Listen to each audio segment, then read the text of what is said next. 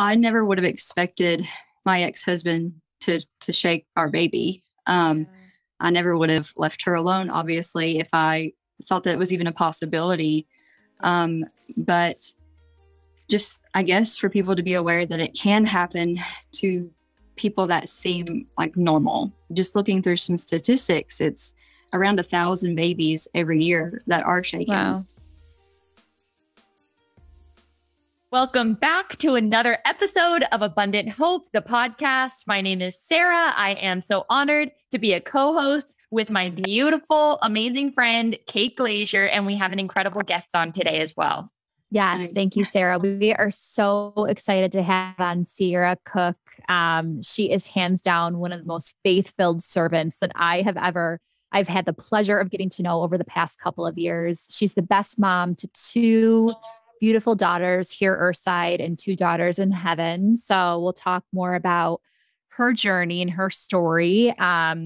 She has so much going on. She has a new career that we can't wait to talk to you about. And she also just released a book, which is so amazing. And we can't wait to talk to you about that. What brought Sarah and I together was really a tragedy, to be totally blunt. Her young baby, Christa, was shaken by her ex-husband. And I know that a lot of people were very angry, reading her story, hearing about it. But Sierra has really turned this tragedy into more awareness, more hope, driving people to their faith. It's been amazing to see how you've really turned this tragedy into something so beautiful. Yeah, always honoring Christa in everything you do. So we're just so privileged to have you on, Sierra, to talk more about your life and your story and everything you have going on. Thank you. I'm so excited to be here. Yeah. So let's talk about Christa, because she really was such an inspiration. I just loved her. I didn't even meet her. I was just covering her story on Hope Rises, but she really was such a beautiful baby. And just talk about why you were so proud to be her mom and really mom to all your other girls that you have as well. Mm-hmm. Well, with Christa specifically, she taught me a lot about perseverance and just the importance of living every single day, basically to the fullest, because I felt that's what she did. And she fought for her life a lot after going through shaken baby syndrome. And so it just made me very proud to be a mom to she was a tiny little baby when she was shaken, but she had so much fight inside of her that it really just made me proud to just get to witness her, just basically living each day, and just putting so much, I guess, fight behind all of that. And my other 2 girls, my older daughter, Raleigh, this was her younger sister who was shaken. And so just watching her interact with Christa, even though Christa wasn't able to interact back, it made me proud that she would include her, and she treated her just like a normal human being, even though she was severely disabled. So that made me very proud of her as well. Well, we wrap you in our arms with love because we are both moms and can't even imagine what you had to go through, living that journey. But you really were outspoken about it. And despite people, having that anger towards your ex and probably targeted towards you a little bit as well, you still were so open about her story. Why did you come out with that? What was kind of the inspiration behind that? Yeah. I think a lot of that was because you get maybe 1 or 2, 3 mean or rude comments or messages, but then the benefit of talking about the story is that you also get tons of good messages where you were able to inspire someone or to encourage someone through the story. So it kind of, makes those negative comments just something that you're going to receive those, but those don't even matter when you get those positive messages that are, saying how much you helped somebody by sharing your story. So that always gave me the encouragement to speak out about it, regardless of what people thought about it. Yeah. Mm-hmm. Can you walk us through kind of what happened when she was only 3 months old?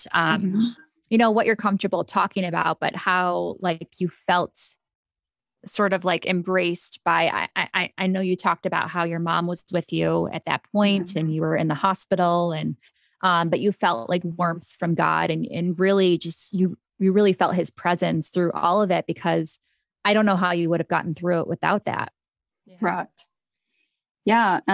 So God was definitely the only reason I got through any of this, because there were a lot of times I felt very alone. My mom couldn't be with me 24/7 and nobody could really. So there were a lot of those times where I felt like I was the only one going through something like that. And so clinging to God and his word and really before I experienced that, I didn't do that as much, but he showed up for me when I needed him, regardless of, the past and how I used to not turn to him. And so without God, I can't imagine I would be in this pit of depression. I don't know. Yeah. Suicide would have definitely crossed my mind if it wasn't for God's hope and God's grace and his goodness. Where did you find those pockets of hope? Because she didn't really have a great prognosis after everything happened. Right. What kind of helped you through all of that? Just knowing that God was going to use it in some way, whether she got better or she didn't. And I just would remind myself of that constantly, that she's going through something so difficult and it was, causing me a lot of pain every single day as well. But I knew and I held on to that hope that one day God would use that to help others or help me in some way, and that he would use that for good, even though there was no sign of it at the time. Yeah. Mm-hmm. I feel like Shaken Baby, I've covered it as a reporter a couple of times, and it's definitely something that people, like I said, there's a lot of emotion around it. A lot of people get upset and they think that it's preventable or things like that. But what do you want people to know that really don't know? They don't understand. There's probably a lot of misconceptions around Shaken Baby that you've learned or you've walked through that. Mm-hmm. Well, I never would have expected my ex-husband to shake our baby. I never would have left her alone, obviously, if I thought that it was even a possibility. But just, I guess, for people to be aware that it can happen to people that seem like normal, that it doesn't have to be some crazy scenario where, my ex-husband was somewhat abusive towards me, but I never saw him abusive towards our children ever. Sure. And so I think that led up to what happened to her. But also just looking through some statistics, it's around 1,000 babies every year that are shaken. Wow. And so much more than I would have thought ever. Right. You don't hear about it as much. Right. Yeah. Yep. So it can really happen to, I don't want to say to anyone, but it can happen easily, like easier than you would just imagine it happening. Absolutely. So Christa was here for a couple of years. Talk about the impact she made on this world. I know that she made a huge impact on me, and I had just seen her story. So talk about her impact and her legacy. I think by sharing her story on social media, it helped to give other people hope, just to see that, I had my really dark days. I had days that I felt really down and very hopeless, but I was able to find hope through God. And even though Christa wasn't able to talk, she couldn't see, she couldn't even do like voluntary movements. She was considered severely disabled, but God was able to use someone like her, even though she couldn't do any of that, to get a message out there that there's always hope. And he did that through her, even though she couldn't speak. It was me speaking basically for her.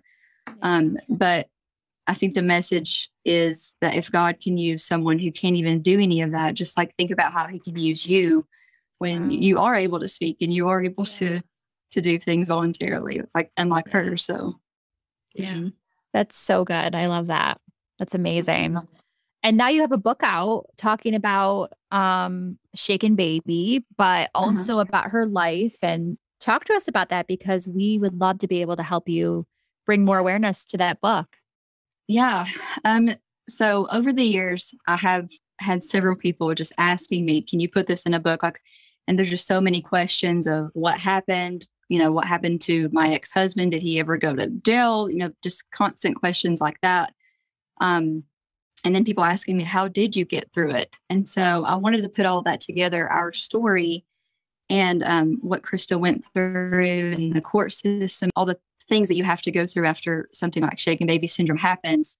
But I also wanted to give strategies of how I made it through those, the dark days and just the daily life of struggling as like a single mom, a special needs mom. And so it does talk a lot about shaken baby syndrome, but it can also help the person who just happens to be going through a trial, even if it's not something like shaken baby syndrome, because most of these strategies that I do give through the lessons that I learned through our situation, I still apply those to like anytime I'm going through a trial, not just something as intense as shaken baby syndrome. I mean, it's probably a question that everyone has, but like thinking about your ex, was he brought closer to his faith through all this, or did he go the opposite way? It sounds like you walked closer because you needed that, but did he reverse and not, like, did he go into a darker place because of it?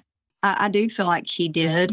He was never very close to God. I don't really even know if he believed in God, but he definitely has spiraled down since then. And so, I still have hopes, and I still pray that this situation will somehow reach his heart and it will cause him to turn towards God. But as far as I know, it did the opposite. I mean, that's a lesson right there, is like you and Sarah and I talk about faith and how prayer is so important, but you're praying for your ex, you like the person that did this, and you're praying for him. I mean, that just goes to show like how close you've walked with God, and how forgiveness is probably a huge part of your journey. And gosh, I would probably never want to forgive someone who did that to my child, but how do you get over it then? How do you even walk past it if you don't forgive? Right. I mean, that's a huge lesson. Yeah, that's definitely one of the lessons that I included in here, because it wasn't like that at first. I didn't just, forgive overnight, and I did harbor a lot of anger towards him. And I did try constantly to get him in some type of, jail sentence or something to feel like justice was served. And it was putting a lot of energy towards the wrong thing when I needed to put that energy towards my daughters. And so eventually God did lead me to forgiveness, and it's just forgiving constantly over and over again throughout the years. And then I had to relearn this once she passed away, because it brought up a lot of other emotions whenever she finally did pass away. And so there's some times that I still have to remind myself, like, I have forgiven him, and I'm going to choose to continue doing that, even when it's hard to do. I haven't even been through as intense of a situation as that, but even just going through divorce and single motherhood, how easy it is to feel like a victim, and how easy it is to feel like this happened to me.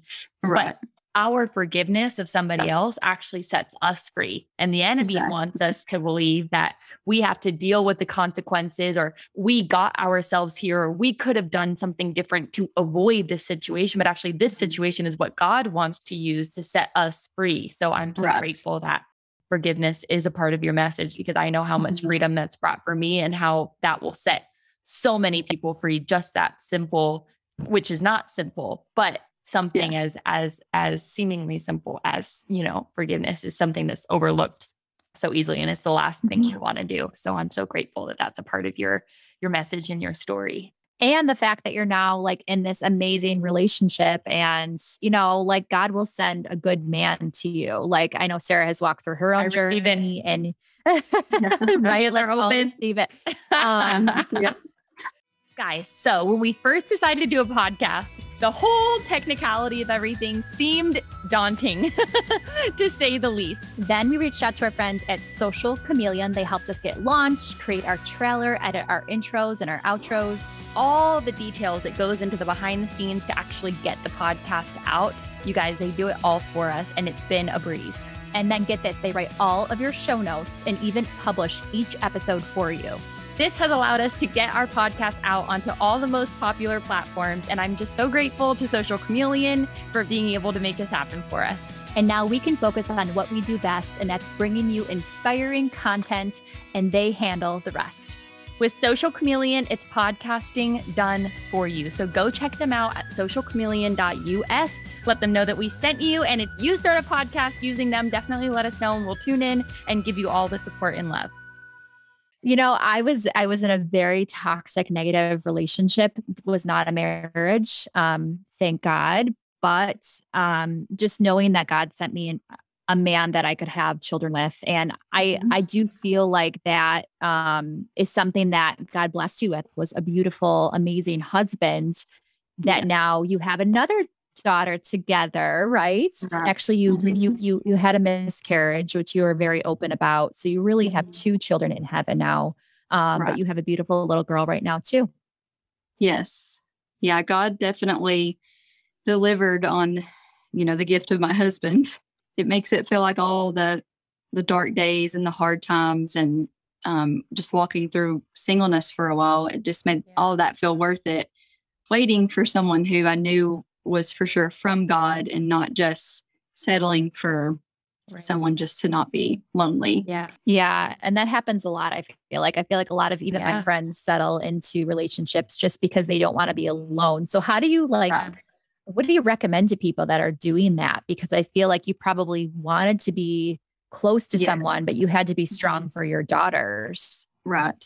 Yeah. There were definitely times that I would just imagine that it would be easier to just let whoever in because I just needed the help. And just to have someone there to help, it felt like that would be helpful at the time, but it would have ended up being in the same position where I would be unhappy again. And it would just be a horrible thing to not wait on God.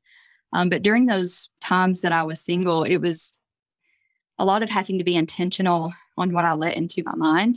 And so instead of scrolling through social media where just anything and everything's going into my mind, I had to do a lot of times where I would feel down and I knew I was feeling down and I became aware of what that felt like when I was vulnerable, and I would have to fill my mind with a lot of positive things. So if I got on Facebook, it would only be to look at something like the Hope Rises, where it's all uplifting. There's nothing negative. It's something that's going to make me feel good. And so that was a major way that I was able to get through those really vulnerable times where if I let my guard down, then I probably would have let someone in and probably repeated the process of being in a toxic marriage again and everything. So it was very helpful to just set those intentions of, okay, I'm vulnerable. I'm not going to let anything in my mind unless it's something funny or something about God and things like that. And you had how many years with Christa before she passed? You said 3 or 4? Yep. So I think it was about 3.5 that she lived after she was shaken. Okay. And how are you, obviously this book is keeping her legacy going. Is there anything else you've set up or are doing in her honor? At this point, no, but I feel like the career that we kind of recently gotten into, which is called house parenting, where you we're specifically the ministry that my husband and I work for now, we help girls who are experiencing crisis pregnancies. And so they'll come to the home that we basically provide for them, and we live on site with them. And so we just help them get into a better situation, and then we can help them for years after the baby is born. So to really give them support and like a family. And so that to me just feels like another way that I am keeping her legacy going, because I was once in that crisis situation. Even when I was pregnant with her, it felt like a crisis situation because when I found out I was pregnant with Christa, my ex-husband was in rehab. And so it felt like just a desperate situation. And so I have used those experiences with Christa to be able to come into this career and be able to relate to these girls and have a passion to help them. That's amazing. I didn't even know that was a thing. Is there a name for it, or is that in every state, or is that something unique to your ministry? I'm not for sure about if there's ministry specifically for girls like experiencing the crisis pregnancies, but there are tons of like house parent jobs. I found this on a website called houseparent.net. And in other scenarios, they're like taking care of children in a home who might be in foster care or. My sister is a house parent, a single mom. Oh my gosh, how amazing. Girls. Yeah. In foster well, there you care. go, Sarah. There you go. That's awesome. I just love that because it's like you're providing that hope that they desperately need, and you're really like changing their life. You know, you're changing the course of their negativity into positivity. So that's really amazing. How has it been so far being in that new career? It's been very good. There's a lot of training that goes into it because we're dealing with a lot of trauma and things like that. So we are in the process of training still. And so we're just excited to really get started in this and to hopefully make this a career for a long time. Yeah. Amazing. I love it. I'm so excited for you, especially with the launch of this book. And how can people go and purchase and support you? And tell us more about that. Well, the book, I have it right here. It is available on Amazon and Kindle. And then I'm in the process now of getting it narrated to put it on Audible. So soon you'll be able to find it on Audible. And what is it called, Sarah? Going Through Trials with God, 7 Lessons Learned Through Shaken Baby Syndrome. Wow. Okay. Amazing. A lot of people, like, they probably don't know there's resources out there for shaken baby. Is there anything that you recommend they follow, or if they feel like there could be dangerous situations going on, is there anything that they can do to kind of help prevent maybe some of this that happens? I think really being aware of some of like the red flags. I tolerated a lot of like abusive language and abusive situations from my ex-husband. So it got to the point where it was no longer a red flag for him to say certain things. So just for an example, in the moment, I didn't realize this was a red flag, but the night that Christa was shaken, he was alone with her because we were already separated and living separately. Okay. And I said, how is she doing? Because he was keeping her that night. And he said, she's whiny as heck. And so now looking back, that was a red flag. And like the investigators let me know later on, like, why didn't you see that as an issue? You know, he was talking about her whining, and he was, you know, not just saying, oh, she's doing good. And so just watching out for those little red flags. If you know you're in a situation where you are being abused in some way, it's possible that your child can be abused too. Yeah. And so just being aware of little things like that, I think is important. And then to just know what the signs are, because I didn't realize until afterwards. I would type in just Google, you know, the signs of shaken baby syndrome. And there's several different signs that I might have noticed or realized. I kind of go into detail about this in the book. It's kind of like a long story of different things that could be signs of this.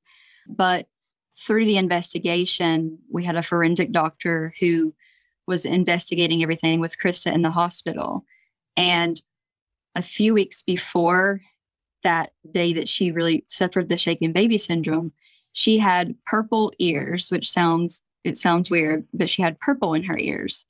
And when I typed that in Google at the time, it just was talking about different things, and abuse was on there, but it was so far out of my mind that she could ever possibly be abused that I just completely ignored it. And so looking back now, I wish that I knew what the signs were before. Like I never would have been able to guess that she would be shaken, but I feel like it's important to know because, you know, we take our kids to daycare. Other people are watching our kids. And so just knowing what to be aware of is important.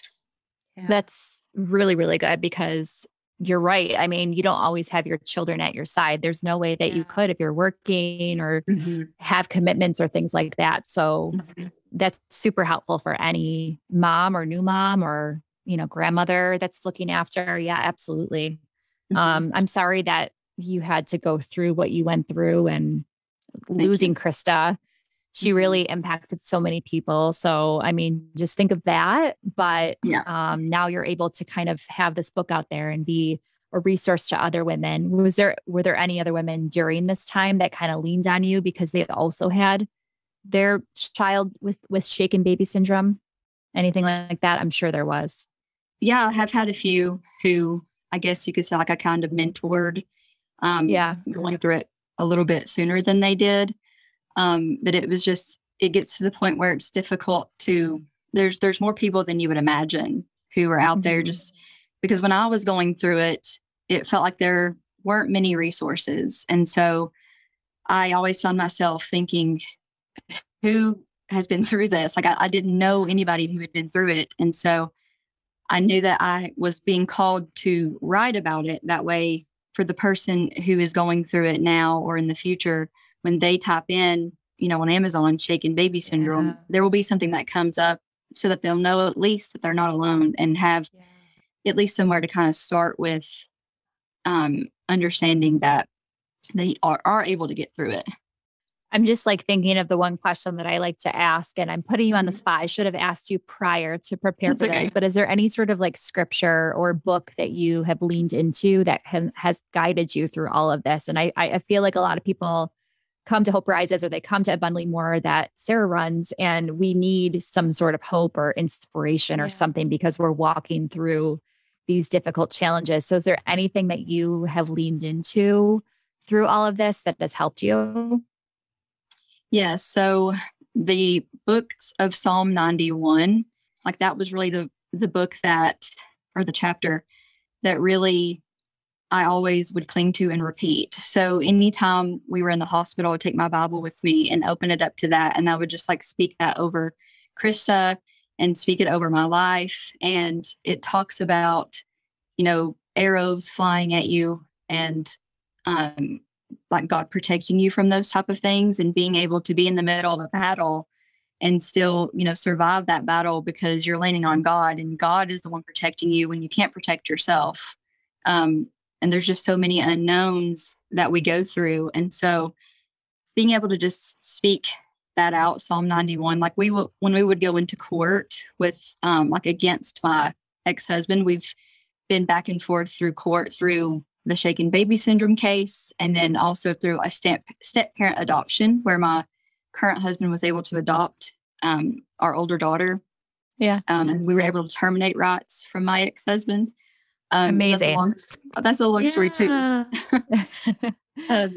But just like the same chapter, Psalm 91, I would open up and I was so nervous to like go into court because it was life-changing decisions being made. Yeah. But just speaking that out loud gave me so much confidence that like I wasn't able to find confidence within in myself, but I found it through God's word and being able to just lean on his confidence that he had for me. Yeah. Oh my gosh. How amazing. How amazing. We are 100% behind you, Sierra. Thank you for opening up to us and for sharing your book. I can't wait to buy it. And I will encourage my platform to go and buy it and just, support you in every single thing because you are doing so much good. So thank you for all you do to make this world a better one. Truly. Yeah. I'm so grateful you're willing to share your story. Like that's just the common theme from everybody that we have the honor to interview. It's like it's hard for us to find people to connect with because we think that it's a reflection of our failure for the fact that we're in this position. But in reality, like we need each other, but instead of shrinking back, you actually took a step forward and you made yourself available to even just the people that you're able to mentor one-on-one. You can't even fathom the impact that you've had on the people who haven't even reached out because they're still struggling with moving forward and coming to just terms with what's happening and even saying it out loud and connecting with somebody. So thank you for just being bold and just courageous and sharing your story. I can't thank you enough. That is just the theme, no matter what your story is, what your background is. Every guest that we interview is different, but the theme is that instead of shrinking back, you were the one that said, if you need help, I'm here. And thank the Lord that you relied on him for strength, that you could continue to persevere. So thank you. And I have a question, a question that all the single moms want to know. Where did you find your husband? Yeah. Yes. Tell us. Dirty details. I'm taking notes. Where did you find him? Well, first, it took surrendering that part to God. Yeah. So I'll say that first. And that was very difficult to just let go of the control there. Yeah. But I did find him on Christian Mingle. So there you go. Yes. Mm-hmm. And then it was a lot of just waiting for God's timing. I knew my current husband for, I think, about a year and a half before we ever went into like a romantic relationship. We were just friends. Sure. So Wow. that was completely God's timing. So just having the patience, even though it's so hard in the moment, I know it's hard, but waiting on God is really, he will follow through and he'll deliver. Yeah. Yeah. So was good. he local to you, or did you guys have a long distance relationship at first? Yeah, he was, I think it's about 7 hours away. So I let Oh my him gosh. So he still- was. Yeah. Yeah. He was long distance. So we joke about it because I had always told my mom that I was going to marry someone who lived like near a beach so that I could just go to the beach every day. And he ended up living like 10 minutes away from a beach. So fun. yeah. But now, do you guys live on a beach, or near a beach now? We do. Yep. We live in Raleigh, North Carolina. Yeah. Okay. Yeah. How amazing. I loved when you took your newest baby to the beach for the first time. And I saw just, you were so happy. You were in such a joyful element. It was so sweet. Yes. And you had him by your side. And I feel like I don't even know you guys personally, but I watch your stuff and he seems like such a good person, from inside out, just an amazing person. So I'm so happy for you. That's awesome. Yeah. Thank you. So Christian Mingle, Sarah. That's it. I'm signing up. I'm ready. Yeah. But all that to say, I do know also is the things that God leads us through, it's to prepare us for something next. So what we want in the moment isn't always what God has, but I know I'm just grateful that he does prepare us for something bigger and something better. So that is the hope that we can all cling to. So again, thank you for just being willing to share your story and encourage other people with that. Thank you. As hard as it is to listen to it really is very, very powerful, and it really makes a huge difference. So thank you so much. We will share all of your info in our show notes as far as buying your book and how to find you. And you also have your own podcast, right? Or am I wrong on that? Do you have your own podcast? I do. I'm in the middle of transitioning names, so it might be a little confusing if you try to look it up, but it used to be Encouragement with Sierra. And so that's probably what will come up on Apple Podcasts, but I'm changing it now to Going Through Trials with God to kind of go along with the book. So amazing. Well, we will include all of that in our show notes, and you'll be up on our platforms very, very soon. Thank you so much, Sierra. Truly, thank you. Thank you for having me here. Yeah, appreciate it. Thank you so much for listening and allowing us to inspire you today. We want to get to know you and learn why you need abundant hope in your life. Follow us and engage with us on social media. You guys, we would love to connect with you. And you can start by finding us on Instagram, Facebook, TikTok by searching Abundantly More, and also Hope Rises Network. We will add all of our social links to the show notes below, and we would love to hear from you. So please come give us a follow, say hey, let us know you heard the podcast, let us know what you want to hear. We would absolutely love to hear from you and connect with you.